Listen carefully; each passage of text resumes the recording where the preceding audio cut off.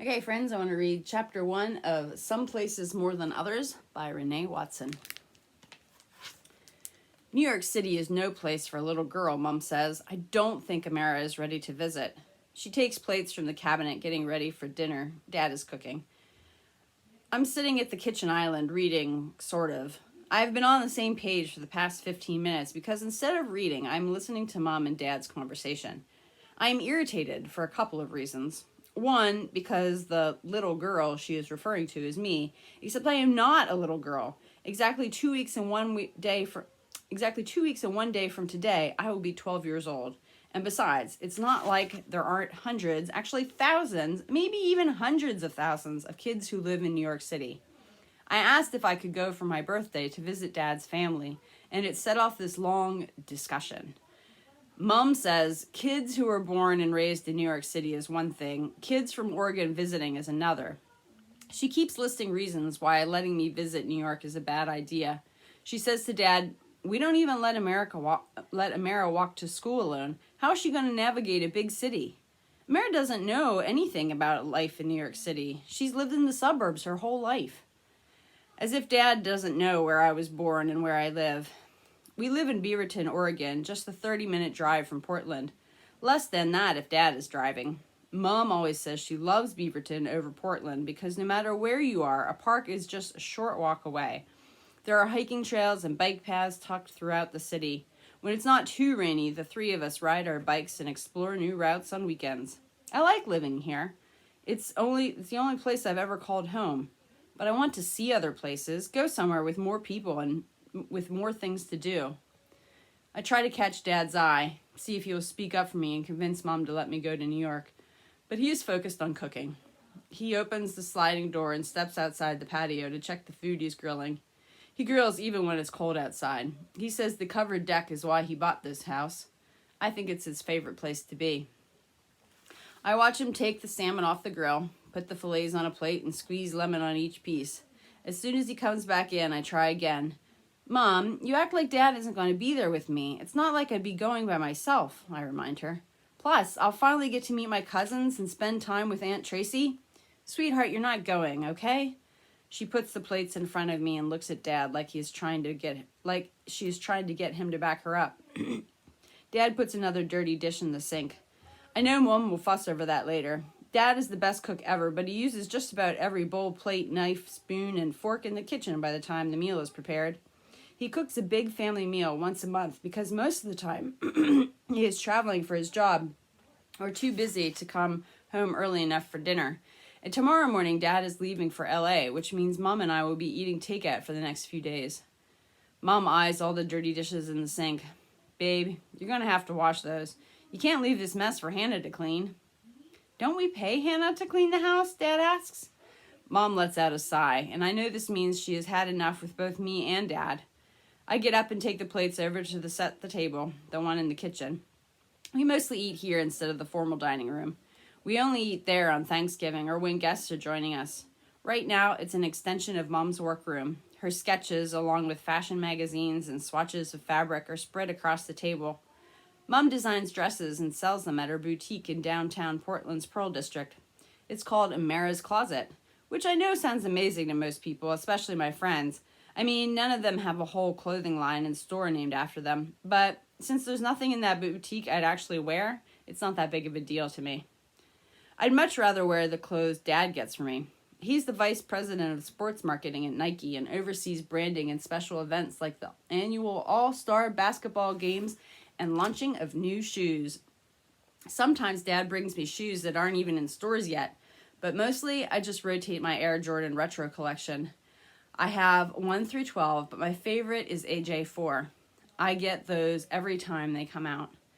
As Dad takes the pan of roasted potatoes out of the oven and brings it to the table, Mom says, I just don't want her going to New York yet.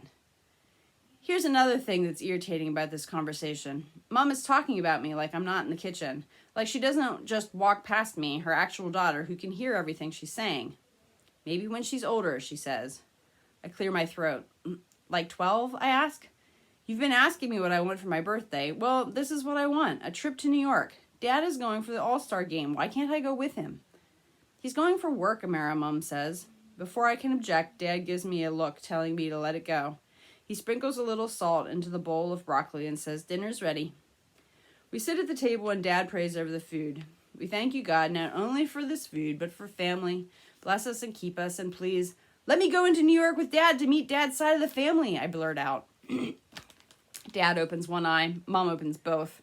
We all say, "Amen." Dad passes the plate of salmon first, then the potatoes, then the broccoli. I reach for the basket of homemade dinner rolls and pass it. I swallow my first bite and take a deep breath just as Mom says, "We are not going to talk about this all night, Amara." How did she know I was going to say something else? I put down my fork. "Can I just say one more thing?" I ask. Both Mom and Dad answer at the same time. Dad saying yes, Mom saying no. Mom gives in. "Go ahead." "I just want to meet the family I've only seen in pictures," I say, "and you both keep saying that once the baby comes, Dad won't be traveling as much, so I think I should go now." At the mention of the baby, Mom touches her belly. Dad and Mom give each other a look. I knew I'd get them with that. Bringing up the new addition to our family always gets them. Just about every other sentence out of their mouth begins with, "Well, you know, once the baby comes, we're not going to be able to..." And usually what they're not going to be able to do is something I'd love to do. So I'm thinking this little baby is already messing up my life, and she's not even born yet. Mom says, "Amara, the answer is no. You're not going to New York for your birthday, so you need to come up with something else you want to do." She drinks from her glass of water and then says, "And you can stop asking, okay?" She rubs her belly again, and I wonder about the little life inside her. I haven't told anyone this, but I don't want Mom and Dad to have another baby. I feel bad for admitting it, especially after all the babies Mom was pregnant with and then lost. When I was younger, I really, really wanted a little brother or sister. But after so many times of wishing and hoping only to have no little brother or sister, I just stopped wanting one. But then Mom and Dad told me they were expecting. Again. I just said, okay, and walked away. And I didn't wish or hope or think of names or talk to Mom's belly at all. But this time, the little baby inside Mom kept growing and growing. And in a month, Mom is supposed to have my baby sister. Mom takes the last bite of her dinner roll and pushes her plate back. "Babe, that was so good. Nothing like fresh baked bread." "Thanks. My mother's recipe," Dad says. Grandma Grace died before I could meet her. I love it when Dad cooks from her recipes. Makes me feel like she is here with us and she is giving us love. Thinking about her makes me think of New York again and how if I could just go to Harlem, I could learn more about Grandma Grace. If I could see the home my dad grew up in, I could stand in her kitchen. I could eat another bite and then say, "Mom, what if we all go to New York? Maybe not for my birthday, but what about after the baby is born?" Dad laughs. "You have my persistence, that's for sure." Mom shakes her head. "And you say that like it's a good thing." "Now, let's not knock persistence. It got me a yes from you," Dad says. He kisses Mom on her cheek and smiles at me. "Your mom was not feeling me at all when we first met." "Why not?"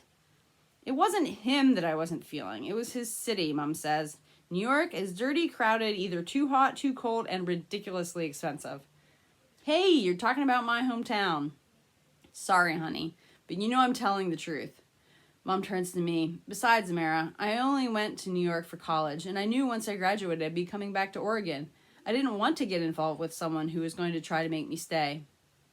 But little did she know I was ready for change and wanted to leave the city, Dad says. Plus, my dream job was to work at Nike, so I had already looked into moving to Beaverton. Once I told her that, I had her attention. But I still had to convince her to go out on a date with me. Mom smiles. "He tried hard too, Amara, reciting me poems and everything." "Poems? Dad reciting poems?" Dad gets up from the table. "Okay, all right, enough about me." I take that to mean we can go back to talking about my trip to New York. I look at Mom and ask, "So, is this your way of telling me that if I stay persistent and recite you a poem, then you'll let me go?" Mom gives me that look, the one that says she's had enough and I'd better get myself together before I regret it. I don't get the look often. A few times she's given it to me when she's already told me 2 or 3 times to turn the TV off and get my homework done. I let it go. I get up, put my plate in the dishwasher, and excuse myself to my room. As I walk away, Mom says, "Homework first." "I know," I tell her. On my way to my bedroom, I hear Mom say to Dad, "You love making me be the bad guy, huh? Now why you got that girl thinking she can go to Harlem with you? You haven't seen or talked to your father in about 12 years. You really think it's appropriate for Amara to go there when you finally do see him. My hand is on the doorknob, but I don't open the door. I stand real still so they don't know I'm in the hallway listening. Dad says going to Harlem doesn't mean I have to see my dad. I've been to New York several times in the past few years. They don't need to know I'm back in the city. But I think for O'Mara, the whole point is to meet your... Leslie, not now, please. I go into my room, sit on my bed. My father hasn't talked with Grandpa Earl in 12 years? He's actually been to New York City and didn't go home? I know he's been for work, but still, how do you not talk to your father? And why didn't I know this? Dad hasn't talked with Grandpa Earl, but I have. I talk to Grandpa Earl every Father's Day and on Thanksgiving and Christmas and on my birthday and his birthday. I've never really thought about it before, but now that I am remembering, every time I talk to Grandpa Earl, it's Mum who calls me to the phone. When I'm finished, I give the phone back to Mum. I think, and I can't remember a time when I saw or heard Dad on the phone with Grandpa Earl. He talks to Aunt Tracy a lot. She's been here to Beaverton to visit us a few times. Sometimes Dad sends shoes to my cousins, Nina and Ava, but he doesn't speak with Grandpa Earl. I think maybe I've had it all wrong.